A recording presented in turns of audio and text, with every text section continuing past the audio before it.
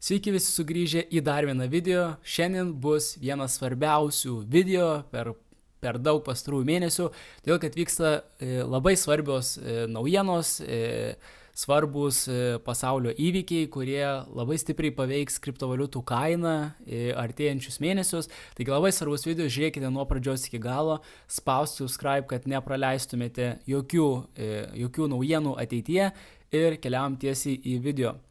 Tai pradžiai pasižiūrėkime iš techninės pusės, kaip atrodo Bitcoinas ir Ethereumas. Jau dauguma žmonių yra pavargę, kadangi iš tikrųjų nieko nevyko spalio mėnesį, nes daug žmonių ten sakė, kad čia yra October ir kad spalis bus labai bullish mėnesis. Bet iš tikrųjų tai taip, sezoniškumas yra palankus spalio mėnesiui, bet altcoinam ir panašiai spalis dažniausiai net nėra geras mėnesis.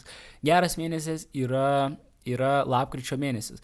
Tai dabar yra dvi žmonių stovyklos, jau vieni žmonės yra pavargę ir galvoja, kad viskas čia yra jau Bitcoino viršus, bet iš techninės pusės nėra panašu, kad čia jau yra pabaiga, yra Bitcoino viršus, kadangi vyksta įprasta tiesiog konsolidacija, yra du lygiai iš esmės, tai yra rekordinės aukštumos lygis ir yra štai šis lygis ties 108 tūkstančiais, kuris labai puikiai laiko. Matom, kad kaina net nebuvo užsidarius žemiau štai šio lygio. Visada yra superkama aukščiau ir dabar esame ties kitais support resistance lygiais. Taigi Bitcoinas nėra nei žemiau savo 50 moving average, nei žemiau šio supporto. Tai trumpalaikiai perspektyvoje visiškai nėra tikslo manyti, kad jis kris žemiau. Turbūt dabar greičiausias kelias bus į viršų. Ir pasižiūrėjus į Ethereumą, tai irgi Ethereumas atrodo neblogai. Mes nepralaužėme rekordinių aukštumų lygio, kuris buvo pasiektas 2021 metais, irgi ties 4850 kažkur dolerių. Matom, kad mes nuo ten atsimušėm ir viskas labai logiška, nes kaina tikrai, čia buvo didžiulis judesys į viršų ir kaina tikrai dar nepasiruošus pralaužti štai šio lygio, nes visa energija pirkimo išsigazavo šitam judesy, kuris buvo apie 100, jei net daugiau procentų, ir dabar labai toks standartinis, kaip sakant, rinkos pailsėjimas, rinkos korekcija. Mes matome, kad rinkos struktūra vis dar yra į viršų, čia turėjom aukštumą ir čia panašu, kad formuojasi aukštesnė aukštuma ir aš labai stipriai manau, kad sekantis žingsnis kainos bus vis tiek į viršų, nes matom, kad čia yra susidaręs ir čia yra ir trikampio forma.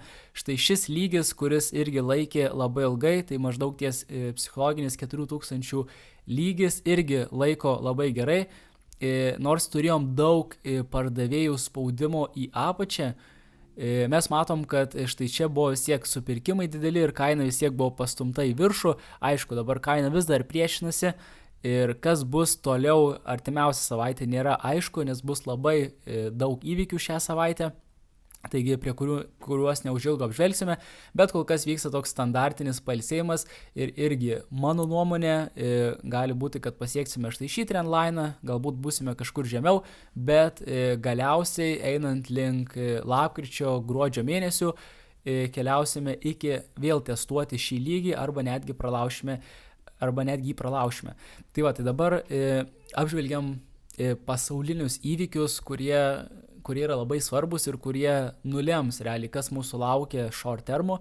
Tai irgi, jeigu jūs dar prieš einant į tai, jeigu jūs norite išmokti prekiauti, investuoti, kada geriausia atsidaryti pozicijas, užsidirbti iš rinkos, kas tai visa prekyba, kaip analizuoti grafikus, taip kaip aš analizuoju, tai linkai yra apačioje, yra ir nemokama pamoka, kur tiesiog prisiregistruojate ir galite pamatyti, peržiūrėti valandos ilgio nemokamą edukacinę pamoką apie kripto rinką. Tai jeigu jūs dar esate pradedantysis, tai labai rekomenduoju.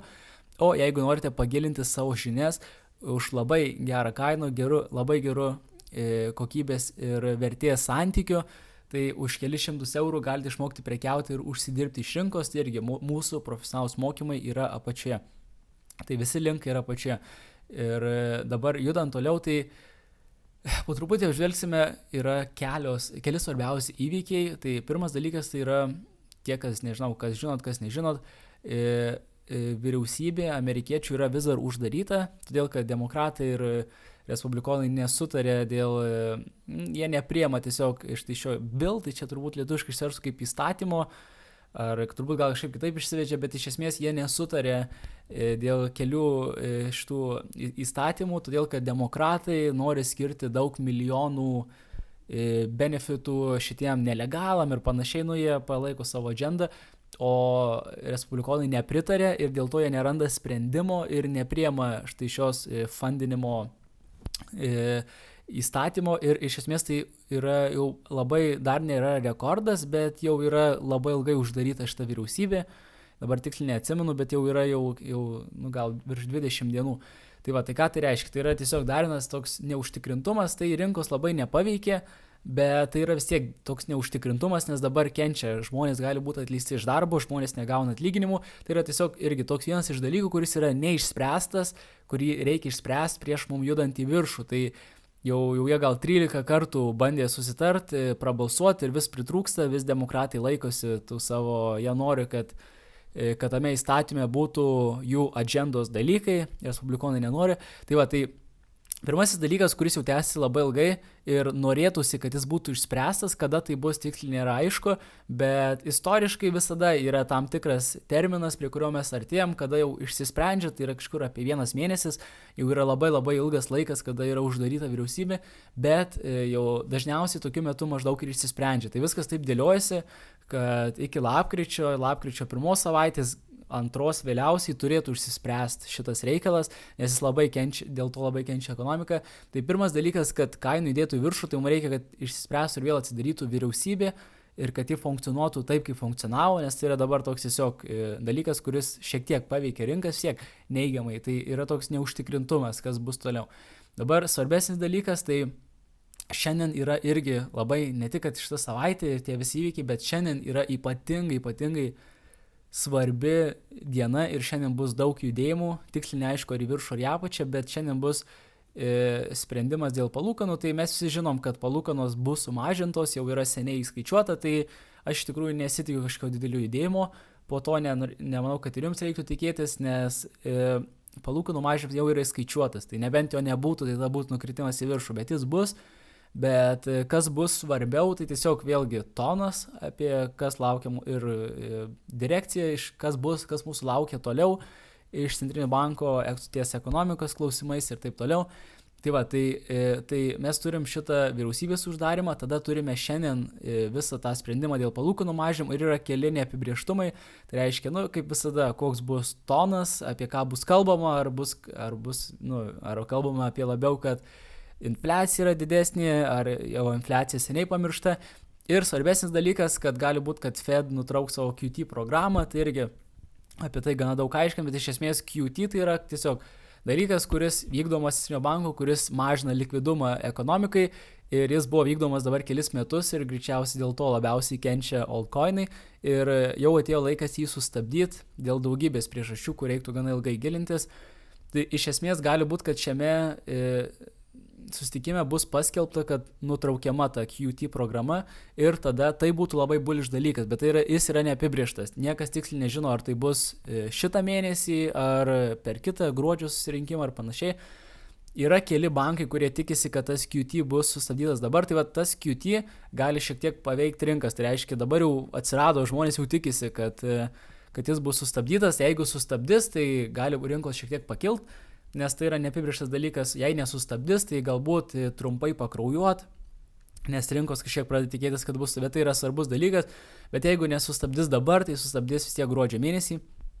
Ir ne tik šitas susirinkimas, po jo dar bus pelnų ataskaitos didžiausių įmonių, tai yra ten Google, Microsoft ir panašiai.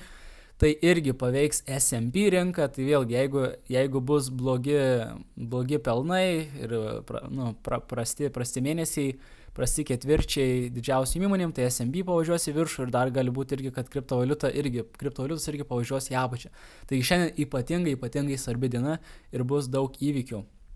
Tai vat, ir paskutinis dalykas, kuris irgi labai svarbus, tai Trumpo ir Xi Jinpingo Kinijos susitikimas, tai irgi jie kalba apie trade sandorius, tai iš esmės buvo savaitgalį daug naujienų, kad jau yra pasiektas kad yra pasiektas šioks toks susitarimas, bet jis nėra užtvirtintas, bet ta prasme vykdomas buvo iš ankstinės dėrybos dėl labai svarbių klausimų ir iš esmės, kaip jau pastebėjot, visada rinkos nuvažiuoja dažniausiai dėl nesutarimų Amerikos su Kinija.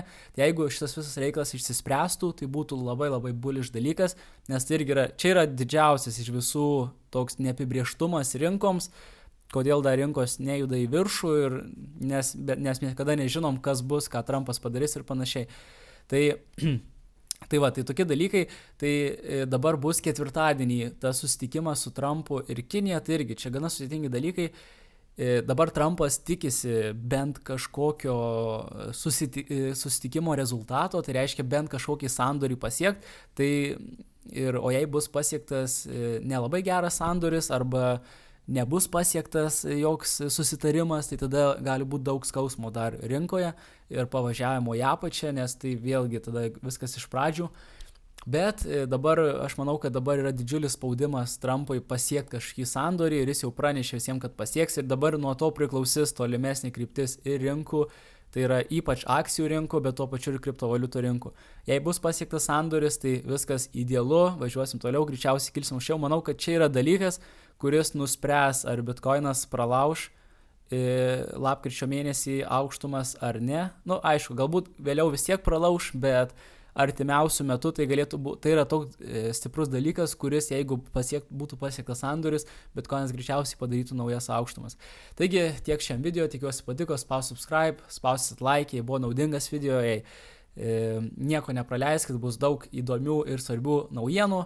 Dabar geras laikas mokytis apie rinką, tai galite ir jeigu esate pradedantysis ir pasižiūrėti nemokamą pamoką, arba pagilinti savo žinias, prisijungti ir išmokti prekiauti, analizuoti rinkas, taip kaip aš analizuoju. Taigi tiek šiam video ir susitiksime kitose.